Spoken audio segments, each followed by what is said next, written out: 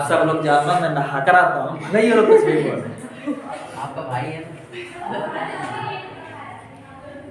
ये कहाँ देख रहा था मैं नहा रहा था, ठंडी लग रही थी, मैं घर के अंदर नहाया था।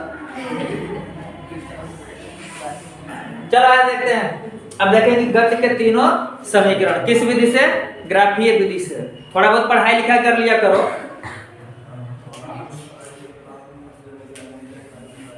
डांट सुनने के आदी हो गए।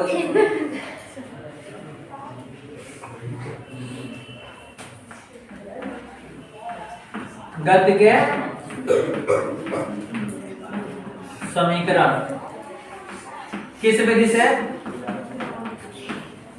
ग्राफीय विधि से। गति के समीकरण ग्राफीय, कितने समीकरण होते हैं गति के? 3 होते हैं। पता है सबको ना? तो तुम लोग खा पी के आए भुनाते के बोलो, बोलना है तो तेजी से बोलो, अन्यथा मत बोलो। ठीक। पहला समीकरण कौन सा? v बराबर u प्लस at। दूसरा कौन सा? s is equal to ut plus 1/2 at square. और थर्ड कौन सा है? v square is equal to u square plus में 2as। एक थ्योरी लिखेंगे हम, इसके लिए क्या लिखेंगे? एक थ्योरी। थ्योरी में क्या होगा? माना कोई वस्तु, वस्तु की जगह पिंड भी लिख सकते हो। वस्तु u वेग से, u वेग से क्या है? गतिमान है। और उसके बाद क्या लिखोगे? t समय पश्चात s दूरी तय करने में उसका वेग कितना हो जाएगा? v। उसका वेग कितना हो जाता है? v हो जाता है। तब तक उसका त्वरण, और त्वरण कैसा? एक समान। त्वरण कैसा? एक समान a रहता है। कितना रहता है? a रहता है। अब हम इसके लिए ग्राफ खींचेंगे, और ग्राफ में कौन सा ग्राफ खींचेंगे हम लोग? दूसरा ग्राफ। दूसरे ग्राफ का नाम क्या है? दूसरे ग्राफ का नाम वेग समय, याद है? और इस समीकरण को, जो पहला समीकरण है ना, इस समीकरण को एक नाम भी दिया जाता है। इस समीकरण का नाम क्या है? वेग समय संबंध। इसका नाम क्या है? वेग समय संबंध का समीकरण। वेग समय संबंध के लिए समीकरण कौन सा है? पहला समीकरण। नाम क्या है उसका? वेग समय संबंध का समीकरण। चलो खींचते हैं। मान लेते हैं कोई वस्तु u वेग से गतिमान है। किस वेग से गतिमान है? u वेग से गतिमान है। यहां पर ग्राफ बनाते हैं।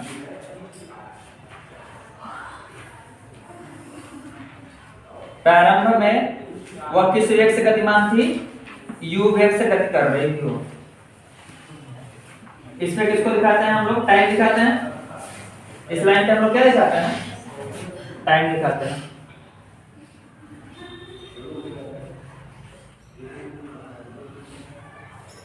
और इस पे क्या दिखाएंगे हम लोग? वेग। तो यहां पर उसका प्रारंभिक वेग कितना है? u है। कुछ टाइम स्पेंड होता है तो इसका वेग u से कितना हो जाएगा? v। u से कितना हो जाता है इसका वेग? v हो जाता है। v होने का मतलब कि यहां तक चला जाता है वो। ठीक है, यहां पर इसका वेग कितना हो गया? v हो गया। तो इसके समांतर अगर लाइन ड्रॉ करें तो यहां का वेग भी कितना होगा, v होगा। ठीक, प्रारंभिक वेग कितना है, u है, और अंतिम में कितना होगा उसका, v हो गया। अब इस लाइन के समांतर एक लाइन यहां पे खींचते हैं।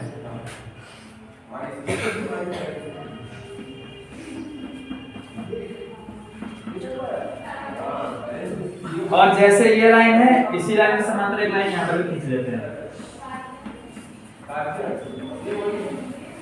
चलो, किसी वस्तु का वेग प्रारंभ में कितना था, u था, और यह टाइम कितना ले लें हम, t। तो t समय पश्चात उसका वेग u से बढ़कर कितना हो जा रहा है, v हो जा रहा है। मतलब कि ये जो v वेग है ना, यह यहां से लेकर के पूरा है, ये यहां से लेकर के यहां तक का वेग है। ये कितना वेग है, v है, और इसमें से इतना वेग क्या है, u है। अगर इतना वेग अगर u है, u ये इतना क्यों होगा, क्योंकि यहाँ पर भी कितना है, u है, और ये लाइन समांतर है, और ये लाइन इसके समांतर है। जितना u होगा उतना यहाँ पर भी होगा।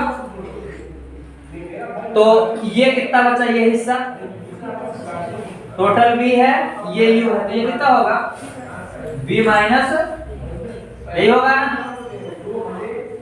इस ट्रायंगल का और रेक्टेंगल का नाम लिख लेते हैं। मान लेते हैं कि क्या है, ए बी सी डी, और यहाँ पर पॉइंट लिख देते हैं कितना, ई। यह किसको दिखा रहा है, ये वाला अक्ष, ये किसको दिखा रहा है, वेग को, और ये किसको दिखा रहा है, समय को। तो पहला समीकरण हम निकालेंगे। पहला समीकरण निकालने के लिए हम पहले इसका झुकाव निकालेंगे, और झुकाव निकालने के लिए क्या करते हैं, लंब का और आधार का अनुपात लेते हैं। किसका अनुपात लेते हैं, और लंब अनुपात का अनुपात, ये क्या कहलाएगा, इसका झुकाव या फिर ढाल कहलाएगा। तो त्वरण a बराबर कितना हो जाएगा, ये लाइन कौन सी है, CE, कौन सी, CE, बटे में नीचे वाली लाइन कौन सी है, DC। ये t है तो ये कितना होगा, t ही होगा। इसको कितना रख सकते हैं हम, BC। तो त्वरण a बराबर कितना होगा, CE की वैल्यू कितनी है, v माइनस u, और DC की वैल्यू कितनी है, t है। इसको थोड़ा इधर उधर कर लेते हैं, तो कितना हो जाएगा, AT equal to v minus u। तो यहां से अगर u को इस साइड में करेंगे तो कितना बनेगा, ये v बराबर u प्लस में AT, और यही कहती है कौन सा समीकरण है, पहला समीकरण है। ये कहां से आता है, त्वरण से आता है। अगर आप दूसरे तरीके से देखो तो त्वरण कैसे निकलता है, वेग में परिवर्तन, पहले u था, अब कितना हो गया है, v, परिवर्तन कितना हुआ, v माइनस u, परिवर्तन, और कितने टाइम में हुआ, t टाइम में। तो v माइनस u अपान में t, यही दोनों का झुकाव होता है, और इसी से हम क्या निकालते हैं, त्वरण। तो गति का पहला समीकरण कहां से आता है, त्वरण से आता है। इसमें कोई परेशानी तो नहीं हुई। तो दूसरा समीकरण देखते हैं। दूसरा समीकरण कौन सा है, s बराबर ut plus half at square. इस दूसरे वाले समीकरण को हम लोग क्या बोलते हैं, इसमें क्या है, s मतलब की दूरी या विस्थापन, और साथ में क्या है, समय है। तो क्या बोलेंगे, समय और कौन सा, स्थिति, समय स्थिति संबंध का समीकरण। दूसरा कौन सा है, समय स्थिति संबंध का समीकरण। और ये समीकरण कैसे निकाला जाएगा, ये समीकरण निकालने के लिए हम इस त्रिभुज का क्षेत्रफल और इस आयत कौन सा है, ABCD, इन दोनों का एरिया जोड़ लेंगे। तो यह एरिया चली गई दूरी के बराबर होता है। चली गई दूरी निकालनी है ना आपको, विस्थापन निकालना है, कैसे निकालेंगे, ut plus half at square, कैसे लेके आना है, इन दोनों का एरिया निकाल कर क्या करते हैं हम, जोड़ दें। ये होता क्यों ऐसा, इसके लिए कॉन्सेप्ट समझो तुम लोग।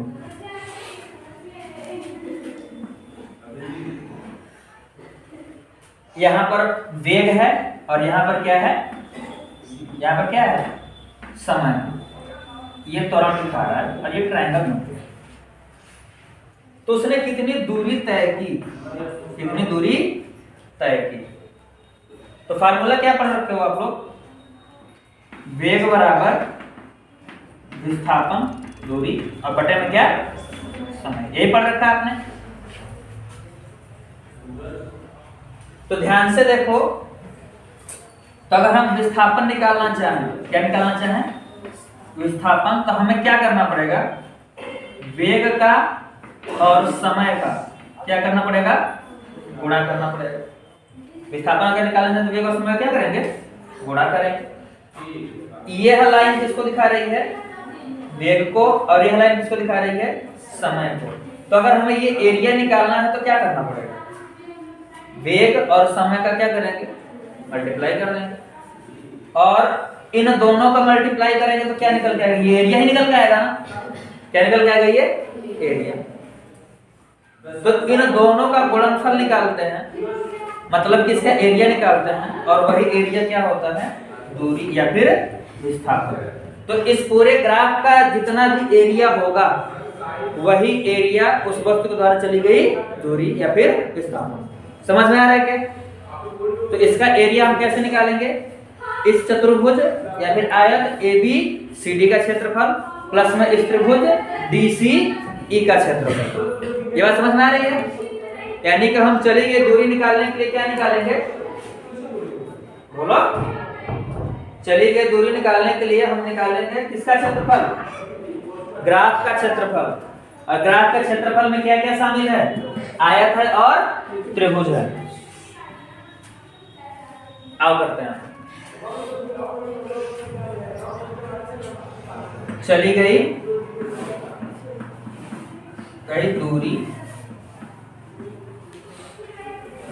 चलो चली गई दूरी कैसे निकालेंगे, आयत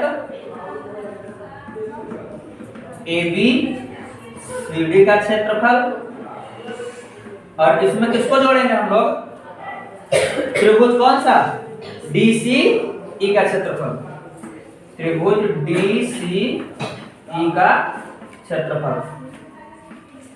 बस वैल्यू रखते जाओ, आ जाएगा तुरंत। चलिए दूरी क्या होती है, एस होती है ना, एस बराबर आयत ए बी सी डी का क्षेत्रफल, लंबाई गुणित चौड़ाई। लंबाई कितनी है, ए बी, चौड़ाई कितनी है, ए डी या फिर बी सी। तो कितना लिख लेंगे, ए बी गुणित बी सी, बी सी लिख लो, और ट्रायंगल डी सी ई का क्षेत्रफल 1/2 गुणित आधार और गुणा में क्या, ऊंचाई। तो 1/2 गुणित आधार क्या है, इसमें आधार डी सी है और ऊंचाई कितनी है, सी ई, ऊंचाई है सी ई। आयत का क्षेत्रफल लंबाई गुणित चौड़ाई और त्रिभुज का क्षेत्रफल 1/2 गुणित आधार गुणित ऊंचाई। वैल्यू रखनी है आपको, वैल्यू रखो, s बराबर ए बी की वैल्यू कितनी है, t है, तो यहां क्या रखेंगे, t, और फिर गुणे में BC की वैल्यू कितनी है, ये AD और ये BC एक ही चीज है, कितना रखेंगे यहाँ पे u, प्लस में 1/2, DC की वैल्यू कितनी है, t है, तो यहाँ पर t रखेंगे, और इसकी वैल्यू कितनी है, v माइनस u, इसकी वैल्यू कितनी रखेंगे, v माइनस u।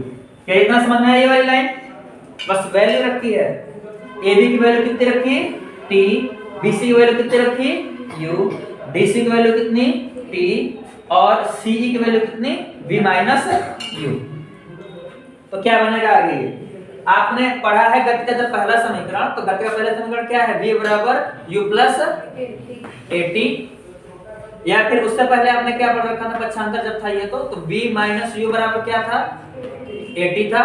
तो v माइनस u को चेंज करके हम क्या लिख सकते हैं, AT लिख सकते हैं। किस समीकरण से, गति के प्रथम समीकरण से। तो यहाँ पे इस लाइन को आगे बढ़ाते हैं, कितना होगा आगे, s इज इक्वल टू कितना s is equal to u और मल्टीप्लाई में कितना t, तो ut हो जाएगा पूरा। s बराबर ut प्लस में 1/2 t रहेगा यहाँ पे, और साथ में क्या आ जाएगा v माइनस u की जगह पे at, मल्टीप्लाई में क्या आ जाएगा 80। इसको सॉल्व करेंगे तो क्या बनेगा s is equal to ut और प्लस में 1/2 t मल्टीप्लाई होगा तो 80 हो जाएगा ना, t स्क्वायर, तो at का स्क्वायर। यही गति का कौन सा समीकरण है, दूसरा समीकरण। कैसे आया, कुछ नहीं किया, गति के दूसरे समीकरण को बोलते हैं समय स्थिति संबंध का समीकरण।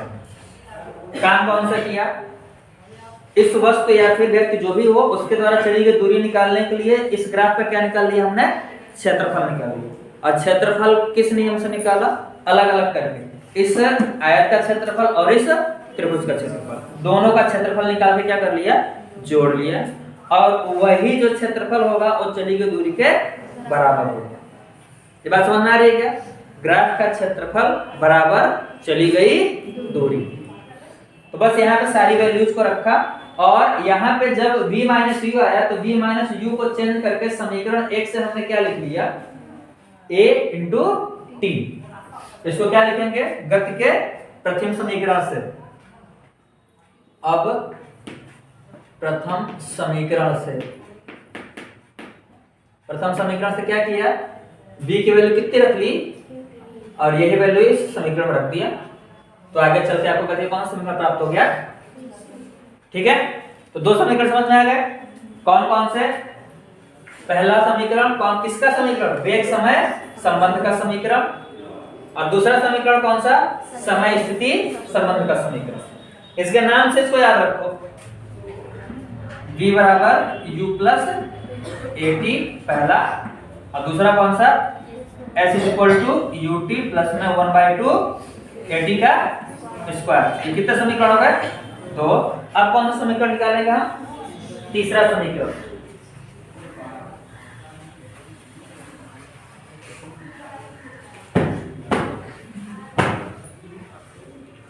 तीसरा समीकरण भी बहुत आसानी से निकल आएगा, फिलहाल भूल निकल रहा है।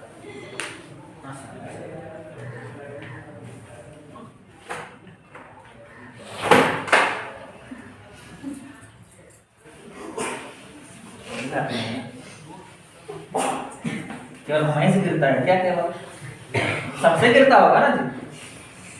इसे इरेज कर दें, तुम लोग वीडियो को पुश कर लेना, पस कर लेना, पॉज कर लेना, अगर नहीं समझ में आए तो पीयू ऐसे ही कर लेना।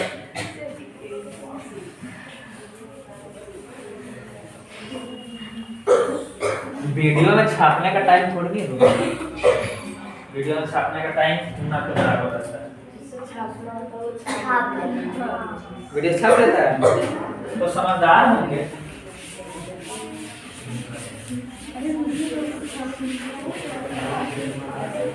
और जिन्होंने नहीं पढ़ा है ना पहला चैप्टर, वो आराम से इसे देख करके पढ़ सकते हो।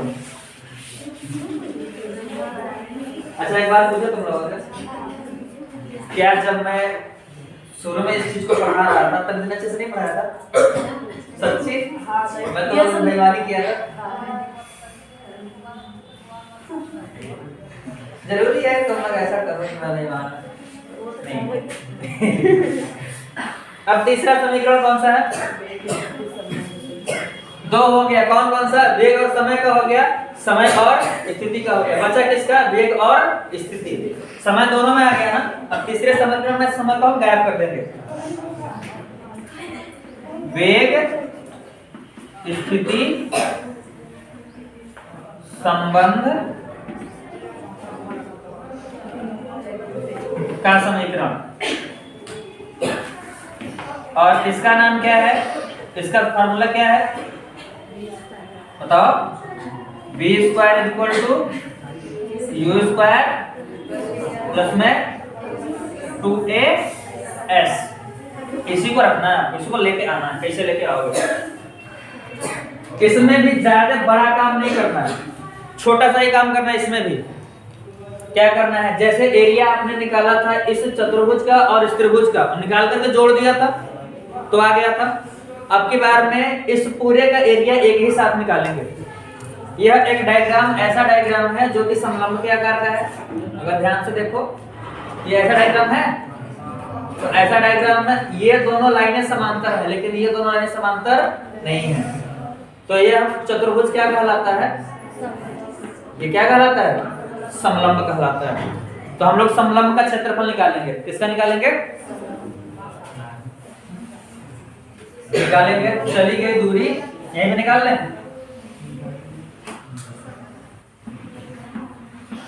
चली गई दूरी बराबर में क्या, समलंब। समलंब का नाम क्या है, ए बी ई डी। समलंब ए बी ई डी का क्षेत्रफल यही निकालेंगे। अगर ये क्षेत्रफल निकाल लेते हैं तो क्या आ जाएगा हमारा, गति का कौन सा समीकरण, तीसरा समीकरण। चली गई दूरी क्या होती है, एस। एस बराबर समलंब। समलंब का क्षेत्रफल कितने लोगों को पता है, 1/2 समांतर भुजाओं के बीच की दूरी, और गुणे में क्या, गुणे में दोनों समांतर भुजाओं की लंबाइयां। उल्टा बोल रहा हूं, क्या है, पहला क्या बोला मैंने, 1/2 गुणते समांतर भुजाओं के बीच की दूरी, और गुणा में समांतर भुजाओं की ऊंचाइयां, लंबाइयां, ऊंचाइयां नहीं। 1/2 गुणे समांतर भुजाओं के बीच की दूरी, और गुणे में क्या, समांतर भुजाओं का योग।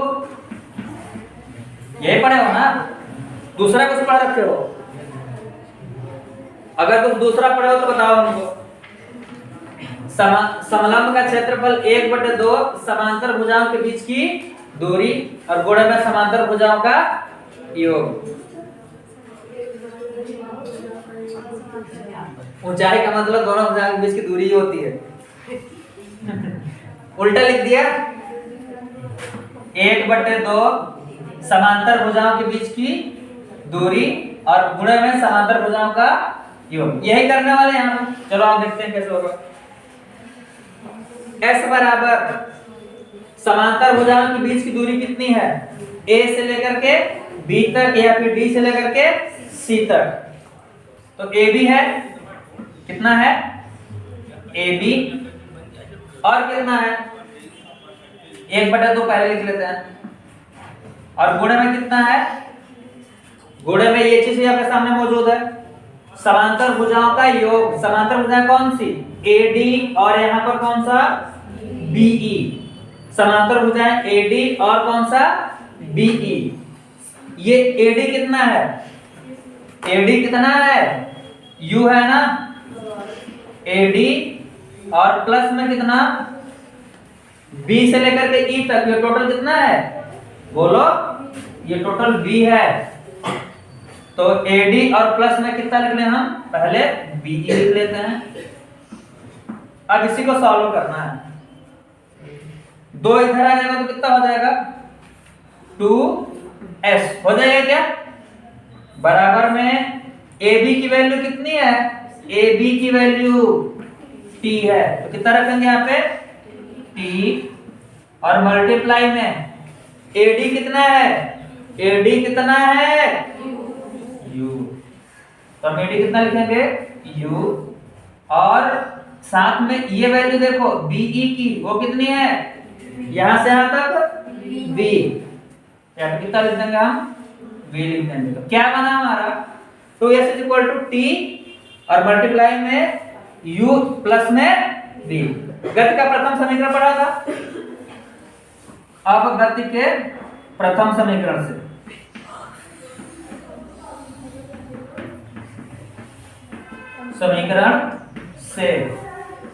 t बराबर वैल्यू निकालो, क्या आ जाएगा v equal to U plus eighty.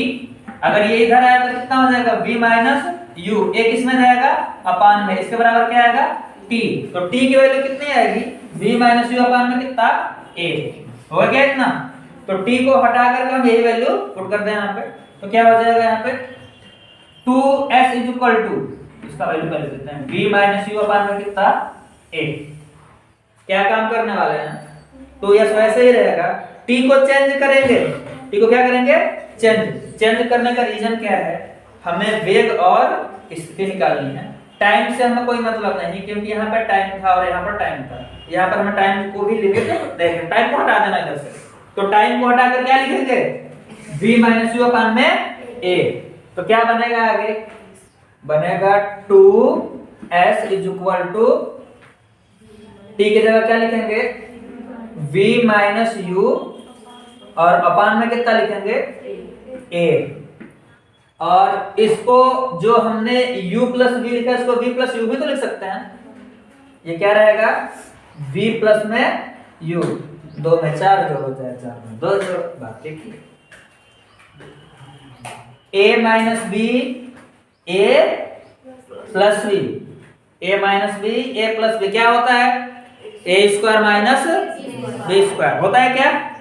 ये a जो नीचे है इसको नीचे ना रख कर साइड में कर लेंगे, तो कितना बनेगा आगे 2as इज इक्वल टू, इसको क्या लिख सकते हैं b स्क्वायर माइनस में u स्क्वायर, और आपको माइनस पसंद नहीं है तो इस माइनस को कहां लेके जाओ दूसरे साइड में, तो क्या बनेगा आगे b स्क्वायर इधर बचा और उधर क्या रहा u स्क्वायर प्लस में 2as।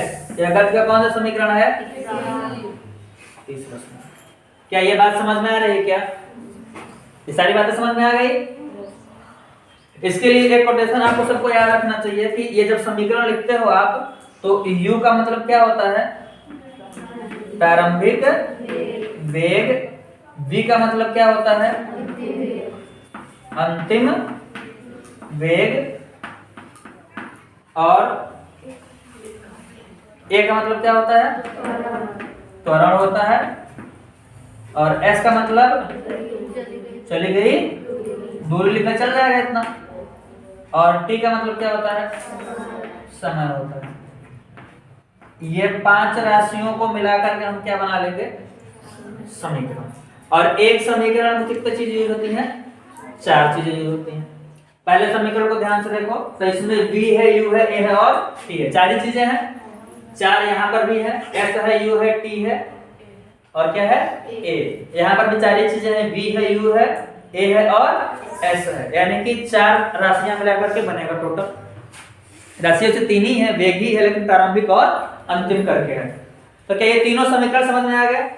गति का तृतीय समीकरण कैसे निकाला हमने, इस पूरे ग्राफ का क्षेत्रफल समलंब के फार्मूले से निकाला। किससे निकाला समलंब के फार्मूले से, और समलंब का क्षेत्रफल क्या होता है 1/2 गुणे में समांतर भुजाओं का योग और गुणे में क्या ऊंचाई।